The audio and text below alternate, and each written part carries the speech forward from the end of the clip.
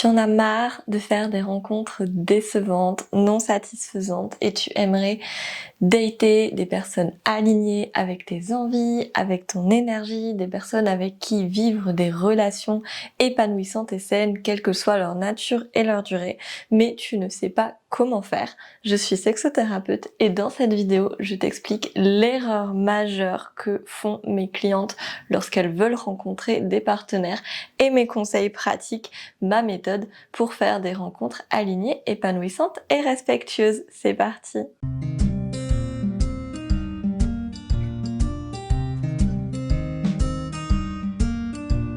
Donc ce que je vois bien souvent, que cela soit chez les personnes que j'accompagne en sexothérapie ou dans mon cercle plus personnel, ce sont des personnes, donc majoritairement des personnes à vulve, puisque ce sont les personnes à vulve que j'accompagne majoritairement, qui ont déconstruit un certain nombre de croyances sur les relations, sur la sexualité, qui ont envie de vivre des choses meilleures, plus qui font sens par rapport à ce qu'elles ont vécu auparavant, qui ont envie de changement, d'un nouveau paradigme relationnel et sexuel, qui ont envie d'explorer de nouvelles choses. Et donc que cela soit après les consultations, que cela soit après des programmes en ligne, des appels de groupe ou après des retraites collectives, souvent, extrêmement souvent, voire tout le temps, j'ai cette question. Ok Fanette, mais maintenant que j'en ai appris plus sur la sexualité, maintenant que j'ai fait un travail sur moi-même, maintenant que je me sens mieux et que je me sens apte à vivre autre chose, comment je fais en fait pour rencontrer des partenaires qui matchent mes envies? Comment je fais pour ne pas retomber dans les mêmes schémas? Et comment je fais en fait pour aller à la rencontre de ces personnes qui pourraient me faire vivre ce que j'ai envie de vivre? J'ai l'impression que toutes les personnes que je rencontre sont décevantes, ne matchent pas ce que j'ai envie, ne sont pas à l'écoute, etc., etc.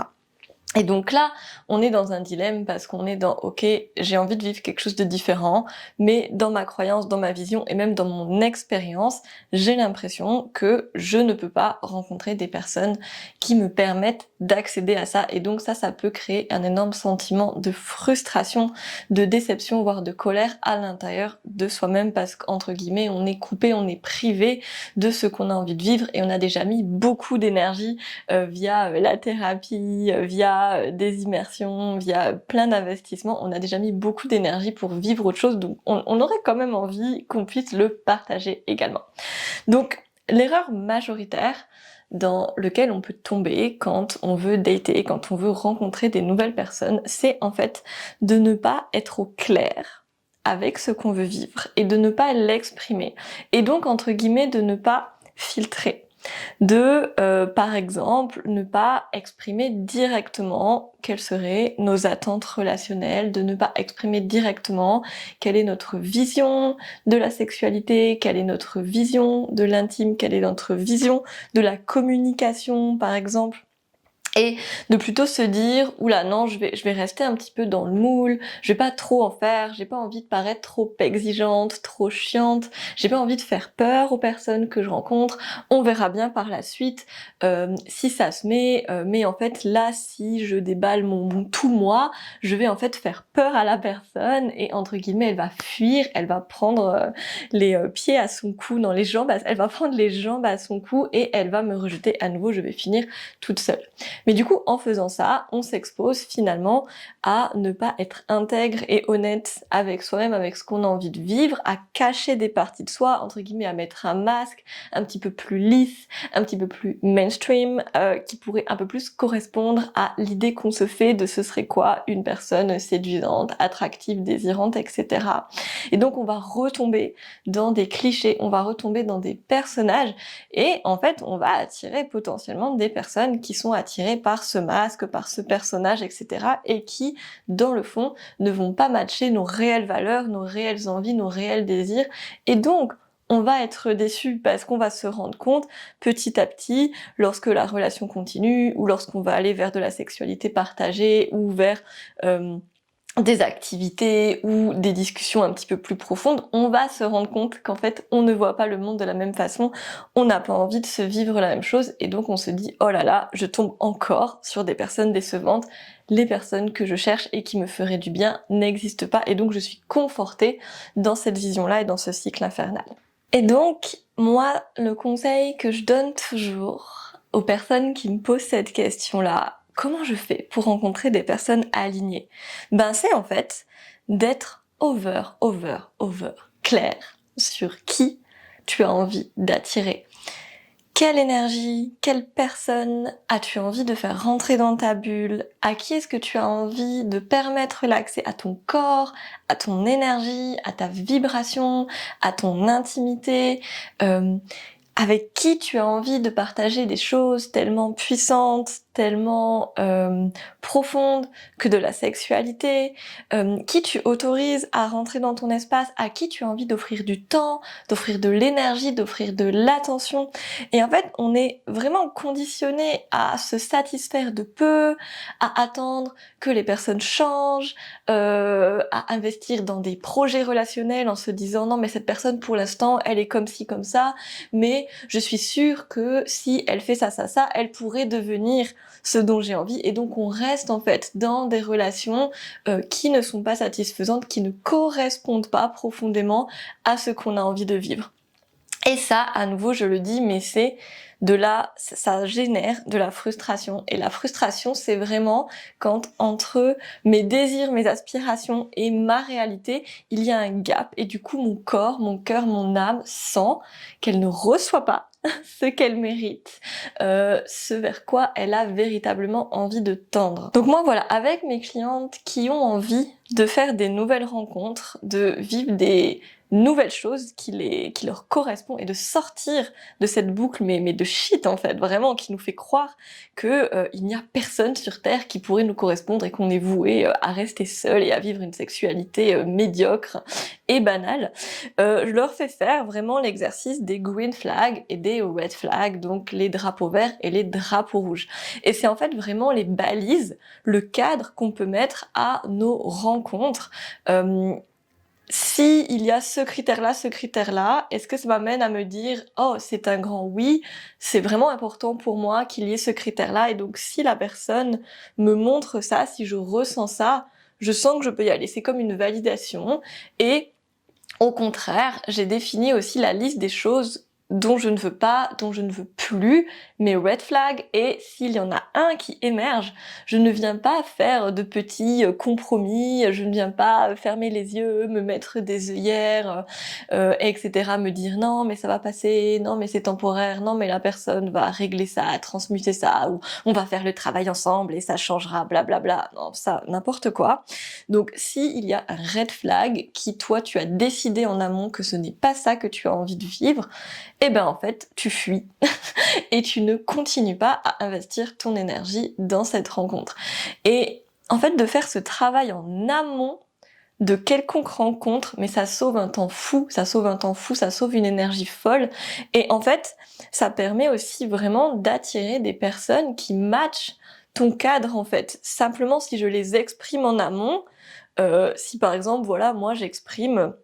directement que moi, mes critères, c'est quelqu'un qui a développé de l'intelligence émotionnelle, qui a des valeurs d'honnêteté, de sincérité, de vulnérabilité responsable, de communication engagée, etc.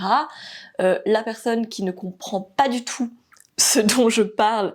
elle va fuir, mais c'est très bien, parce que de toute façon, je n'aurais pas voulu qu'elle rentre dans mon champ énergétique ou dans ma vie sexuelle.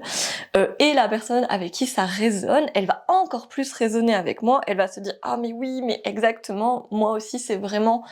de ça dont j'ai envie ». Donc ça nous permet déjà d'éloigner des rencontres qui pourraient ne pas être alignées, ne pas être à notre service, donc ça rend service aux deux personnes, hein, de s'éviter ça, et ça permet en même temps de créer des résonances beaucoup plus fortes avec les personnes qui justement pourraient matcher sur nos envies, sur notre vision. Et donc, ce que j'entends souvent comme critique quand je parle de ça, donc d'être vraiment au clair sur ce qu'on veut, sur ce qu'on veut pas, de pas faire de compromis, de concessions là-dessus, c'est la vision non mais ça coupe la spontanéité et c'est comme faire une liste de courses,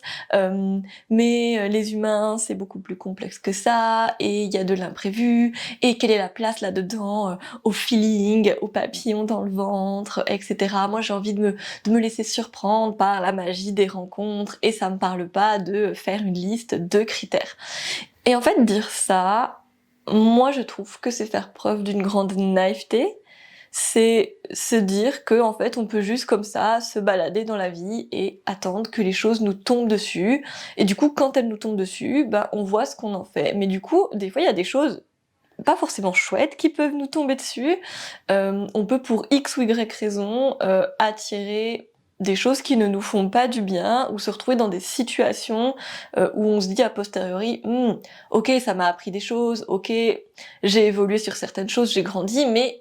a posteriori je ne sais pas si je le referai parce que quand même il y a eu beaucoup de difficultés, de challenges et ça m'a amené aussi beaucoup de blessures et de douleurs. Donc c'est vraiment ouais c'est vraiment très naïf et c'est vraiment aussi dans le mythe romantique du prince charmant, de la princesse, etc. Qui attend que l'amour lui tombe dessus sans rien faire, sans prendre action, sans décider, sans être véritablement actrice en fait de sa vie et maîtresse de ses rencontres, de ses relations. Donc c'est aussi un peu ne pas comprendre vraiment la proposition, parce qu'en fait, quand on définit comme ça ce qu'on a envie ou ce qu'on n'a pas ou plus envie de vivre, on n'est pas en train de mettre des choses rigides qui enferment. Donc c'est-à-dire, on va pas commencer à dire, ok moi, mon green flag c'est la personne qui habite à tel endroit, qui fait telle activité, qui a les cheveux de telle couleur, qui fait quelle taille. Non, ça en fait c'est du superficiel. Ça en fait on s'en fiche. Nous ce qu'on veut, c'est vraiment définir ce qu'on a envie de vivre, qu'est-ce qu'on a envie d'expérimenter, qu'est-ce qu'on a envie que cette relation elle nous apporte, comment on a envie de se sentir. Donc est-ce que c'est par exemple qu'on a envie de sentir qu'il y a de la douceur, qu'il y a du soin, qu'il y a du care? Est-ce qu'on a envie d'être avec quelqu'un qui nous fait nous sentir vraiment puissante, vraiment inspirante, quelqu'un qui nous montre de l'admiration, qui est un soutien, qui est un propulseur pour notre vie? Est-ce qu'on a envie de quelqu'un qui est ancré, qui peut être vraiment une bonne base une bonne base pour nous, qui peut comme tenir notre espace quand on se sent pas bien? Est-ce qu'on a envie de quelqu'un qui a réfléchi sur toutes les thématiques de déconstruction autour de la sexualité, des stéréotypes de genre, du patriarcat, etc. Et du coup, là, on voit bien qu'on est dans des critères beaucoup plus larges et beaucoup plus vastes et beaucoup plus importants et impactants dans une relation que simplement la couleur des cheveux ou la couleur des yeux ou la taille de vêtements. Enfin, tout ça, on s'en fiche, bien évidemment, c'est pas là où je veux en venir, mais juste être au clair sur ce que j'ai envie de vivre. Et ça ne coupe en aucun cas la spontanéité des rencontres, ça nous permet juste de filtrer vers qui on s'autorise et qui on autorise à justement sentir ces pétillements, ces papillons, cette attraction. Et franchement, moi c'est comme ça que je fonctionne depuis de nombreuses années et au contraire, ça n'empêche en rien les rencontres de cœur, les surprises, les rencontres un peu magiques, mais en fait juste ça les place sur une autre échelle. Ça fait que ces rencontres-là, ce sont des rencontres choisies, mais dans le choix, il peut y avoir la surprise, la magie et l'attraction véritable. On n'a pas juste choisi quelqu'un qui ne nous fait rien, qui ne nous impacte pas, mais qui coche toutes les cases, bien évidemment, ce n'est pas ça. Donc voilà, vraiment, pour les personnes qui se disent ça, j'ai envie de répondre que voilà, c'est naïf, et en même temps, et il y a aussi une notion que si du coup je me dis ah mais non, j'ai pas envie de faire ce truc de critères, blabla, je préfère me laisser surprendre, être dans la spontanéité de la rencontre, en fait potentiellement on va s'exposer à ne faire que vivre et revivre les mêmes schémas qu'on a déjà vécues, qui nous ont été transposées par nos parents, par notre éducation, par la société, par nos précédentes relations, etc. Et ça peut être en fait que des choses qui ne nous font pas du bien, qui nous font remettre dans certains cycles, dans certaines boucles, qui ne sont pas de l'ordre de la croissance, de l'évolution, de la guérison, etc. mais simplement des choses dans lesquelles on se sent confortable, desquelles on a l'habitude, les choses qu'on croit, les choses auxquelles on croit qu'on a le droit, et des fois en fait justement s'autoriser à rêver plus grand, plus haut, plus large, meilleur, ça peut aussi être difficile parce qu'on peut se dire mais non, mais qui je suis pour en fait faire cette liste entre guillemets de critères. En fait je n'ai pas le droit, je vais juste prendre ce qu'on me donne entre guillemets. Mais voilà, moi j'ai vraiment la proposition pour toi de réfléchir à qu'est-ce qui te fait vraiment du bien, qu'est-ce qui te nourrit, à te mettre en priorité, à ne plus te satisfaire de choses qui sont insatisfaisantes, et à vraiment, voilà, après cette vidéo, si ça t'a parlé, vraiment prendre un papier et réfléchir, ok, c'est quoi mes red flags, c'est à quoi je dis non dans mes relations, dans mon intimité, dans ma sexualité. Donc vraiment n'hésite pas à être précise, à être explicite,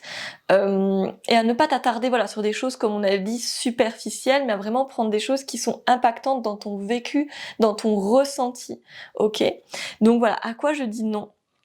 Ça peut être voilà quelqu'un qui me fait des critiques sur mon apparence, sur ma manière de parler, sur mon style de vie. Ça peut être quelqu'un qui ne me pose pas de questions, qui ne démontre pas de curiosité à mon égard. Ça peut être voilà un red flag de la personne ne prend pas un temps pour parler de son cadre, de ses envies, de ses désirs dans la sexualité, de ses peurs, de ses vulnérabilités avant qu'on passe à une interaction. Ça peut être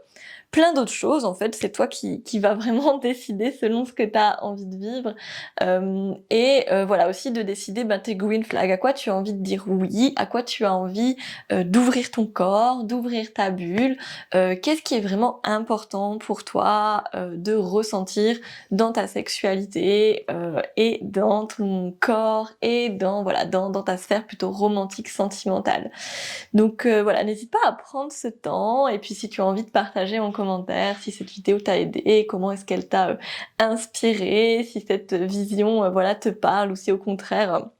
tu sens des petites résistances et t'as envie de me les partager, n'hésite surtout pas. Je profite également de cette vidéo pour te parler de ma nouvelle offre, la Yoni Tribe, donc un cours de yoga du féminin en live hebdomadaire, donc pendant 3 mois, ça démarre là en octobre 2024 jusqu'à décembre. Donc voilà, si tu regardes cette vidéo lorsqu'elle se lance, le tarif est réduit pour toute inscription jusqu'au 1er septembre. Si tu la regardes plus tard et que c'est déjà passé, n'hésite pas à quand même regarder dans la description, puisque voilà, je referai des sessions régulièrement. Tu as aussi accès à tous mes programmes en ligne autour voilà du yoga, du mouvement conscient, mais également de la sexualité, de l'exploration de soi, de son corps, de sa puissance, de son énergie sexuelle dans mon studio en ligne. Donc je te mets le lien juste ici et également dans la description.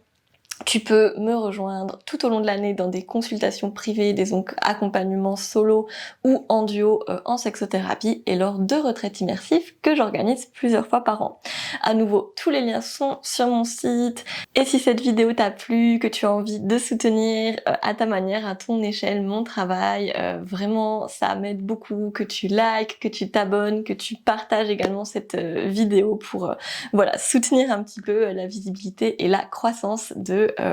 toute mon activité et de ces propositions. En tout cas, j'espère que cette vidéo t'a plu, qu'elle t'a aidé. Je te fais des gros bisous et je te dis à très vite. C'était Fanette.